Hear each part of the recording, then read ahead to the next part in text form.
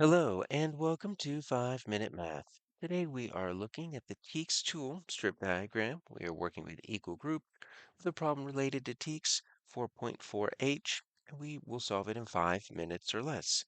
If you haven't done so already, please go ahead and take a moment to pause the video, work this problem out on your own, unpause it, and we will look at our answers together.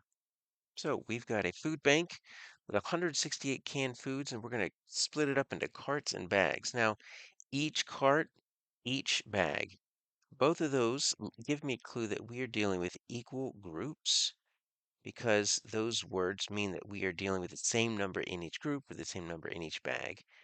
Equal groups means we're going to either multiply or we're going to divide. With this many clues, it might be a two-step problem. It means we might multiply twice, we might divide twice, or we might multiply, then divide, or divide, then multiply. Let's go back and look at our clues. We have 168 canned foods, so that's the total, because we're not adding more cans. We don't have so many groups with so many cans in each. This is how many cans we have, 168. So when we start with a total, that means our first step is going to be division, because from the total, you can only divide to figure out the number of groups or the number in each group. So carts are being filled with canned goods. Each cart must hold 9 bags. Okay, so each cart is going to have 9 bags. So this is going to be the number in each group, right? There's going to be 9. 9 bags are going to be in each cart. And then each of those bags is going to have 5 cans. So this is also a number in each group. All right, so we've got two different number in each group. We've got groups of 9 bags, and then we've got groups of 5 cans within each of those 9 bags. So when we see both of those, that means we're going to divide, but we're going to end up dividing twice. Let's draw a picture to make sure we understand what's happening here. So I'm going to draw a strip diagram, and I'm going to put my total right up here, and it's going to be 168. First, I need to figure out how many carts we have, or how many carts can we fill up with 9 bags each.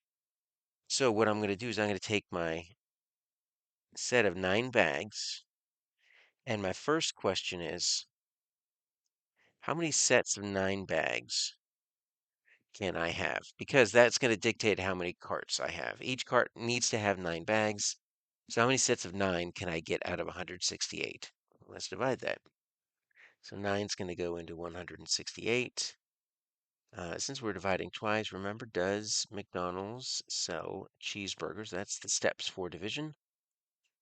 So we divide, we multiply, we subtract, we check, make sure our difference is smaller than our divisor, and then we bring down.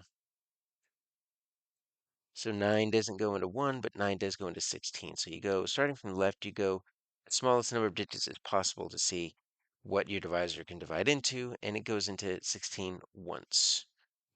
Now we multiply. 1 times 9 is 9. Subtract 16 minus 9 is 7. We check, is 7 smaller than 9? It's pretty big, but it's still smaller than 9, so we're good. All right, so now we can bring down. All right, so 9 goes into 78. Well, 9 times 8 is 72. 9 times 9 is 81. So it's going to be 8. 72. We subtract. Check. It's smaller. There's nothing left to bring down. Therefore, there's my remainder. All right, so we can get 18 carts, remainder 6. Well, we can't have remainder 6 in real life. Okay, so we're stuck with this, and we just are not going to use all of the bags. So now I've got 18 bags,